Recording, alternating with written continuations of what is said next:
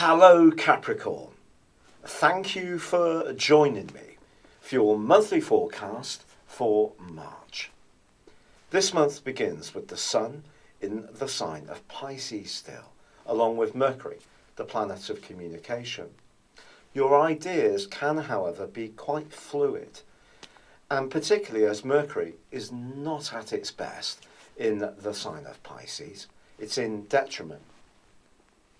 This means that some of the clarity that you often bring to situations may be deprecated a little bit, and it will be important therefore to realise that things can ebb and flow, and it may take a little bit of time before the patterns in the month really shape up for you. But as this month begins, the Sun is also forging a conjunction with Neptune, the planet of dreams, and if you're a creative goat, this can be a wonderful opportunity to embrace anything to do with photography, to do with film, in terms of going to watch it, or even making your own videos. Or if you love music or performance, all of these areas can take on an even greater and more enriching quality to you.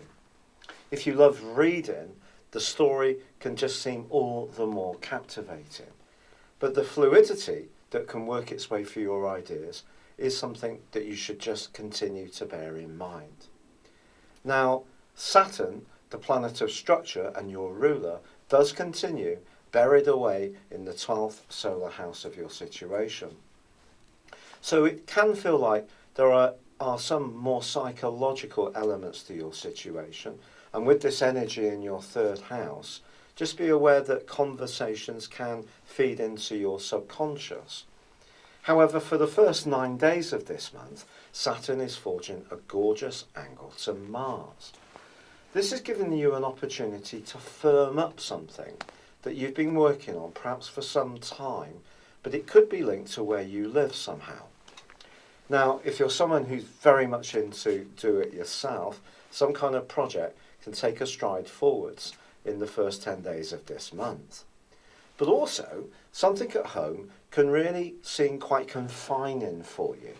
And for some Capricorns, there may be a desire to have a complete change of residence. This may be linked to your environment itself, but also it could be linked to the people you live with. So, for example, if you share your accommodation, you may want to move somewhere else to be with people who understand you a bit better. But then again, if you have your own accommodation, you might want to adapt it in some way, or perhaps even use it for some kind of business purpose. You can be particularly inventive right at the start of this month, but you will be rather restless too, I feel, especially with Mars clinging to Uranus in the first 4 days. But Mars is also going to be in an opposition with Jupiter, the planet of growth.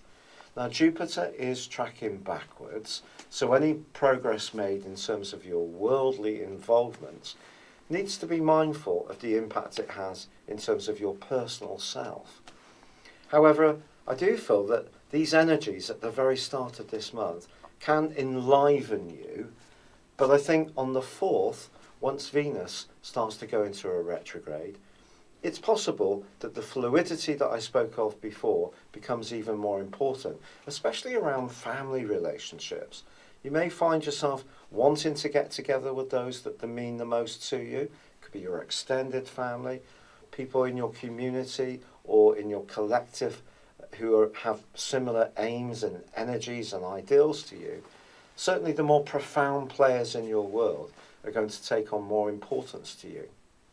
But perhaps the most exciting moment of this month occurs on the 10th, for you personally, because then Mars, the planet of drive, punches its way into the most lively, vigorous, upbeat and self-expressive part of your scope, where he will be for the following 6 weeks. Now this is going to do your sex appeal, give your sex appeal a huge burst of extra energy. You're going to feel better about yourself as well.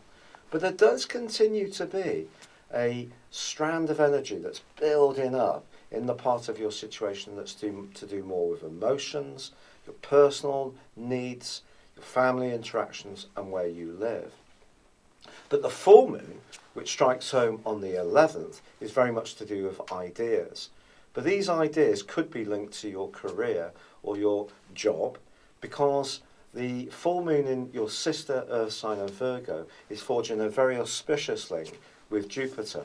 So I feel that keeping an open mind around those ideas and being receptive to what other people have to say could open up an opportunity for you, but it might mean that it's in a different locality to where you're living now, or it may mean absorbing new ideas, learning new skills, and all of that's something that needs to work for you at that more personal level.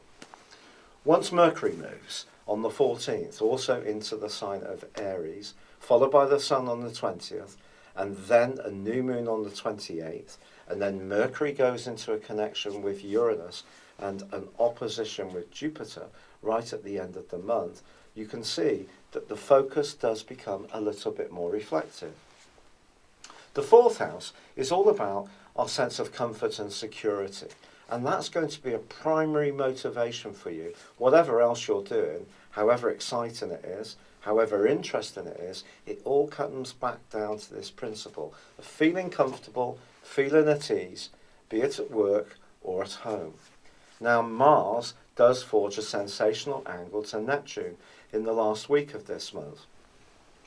Mars, in that very charismatic sector, linking with Neptune, suggests that you can convey your ideas with a special authority, because the drive behind them, but also the subtlety, the nuance that you can put into what you have to say, can make other people very receptive to you. But however they come to you, the way you will probably want to process things as the month comes to a close is about how it feels. And that really is the mantra for this month. It's been a real pleasure being with you, Capricorn. Good luck and goodbye for now.